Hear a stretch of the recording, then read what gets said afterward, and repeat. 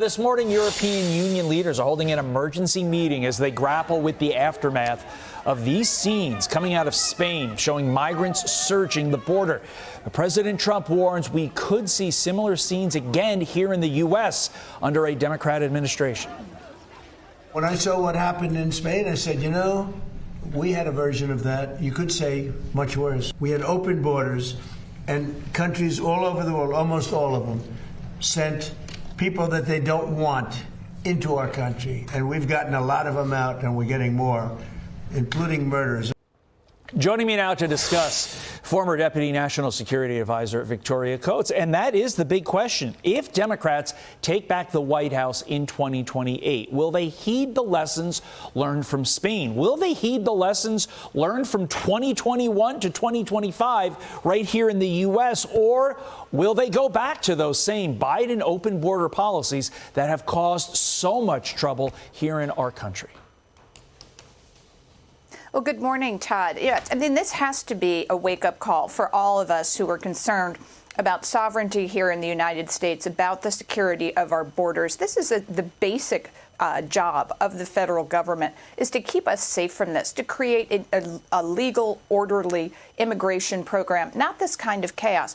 And bear in mind, what happened in Spain, in Ceuta, was planned. This happens, last Thursday is so-called Throne Day in Morocco. It's the anniversary of the king's coronation, and there's general amnesty on that day. Everybody knows that. They also know Ceuta, the city, is sovereign Spanish territory. It's EU territory in North Africa. So they organized this assault on that place because once you're in sovereign EU territory, you can move around 29 countries in the EU.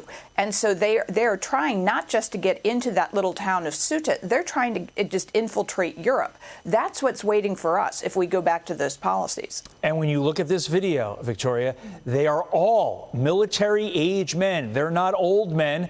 They're not women and children. They're all military-age men. What does that tell you? No, that's part of this organized assault. And yes, I mean, the folks who are apologists for unfettered illegal immigration say, yeah, it's women and children, folks who need amnesty. No, there are channels for that. There are ways to apply for it. You don't need to assault your host country to apply for that kind of assistance. And so this is just part of an effort to undermine the EU, to get all these folks in, to undermine their economies, to take advantage of the welfare states that EU nations have constructed. And the last thing we need is this happening here at home in the United States. Terrifying, absolutely terrifying. Meantime, President Trump turning up the pressure on Iran, calling the new round of negotiations a last chance to reach a deal. Listen. I want to give them every last chance before decapitation. It's very tough to do what we have planned. This is a big move.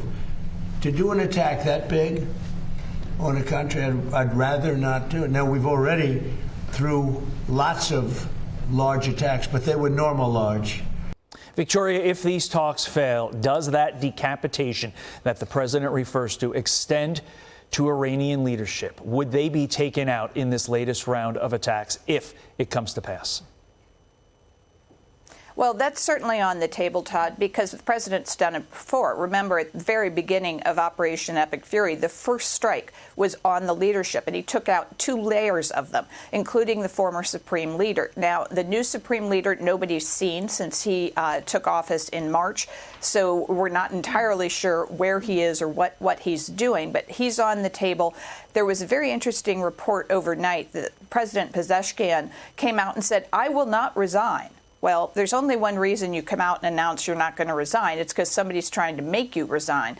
And so there are a lot of questions about divisions within the Iranian regime. That's something we can and should exploit to make their lives more difficult.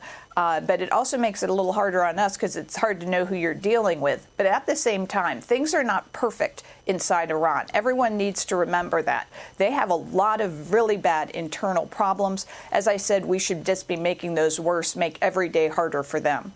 And it does beg the question whether or not wheels are currently in motion for regime change in light of everything that you just said, Victoria, even though the White House has pushed back on that as a strategy. We'll be curious to see what happens in the coming days. Victoria Coates, as always, a pleasure. Thank you.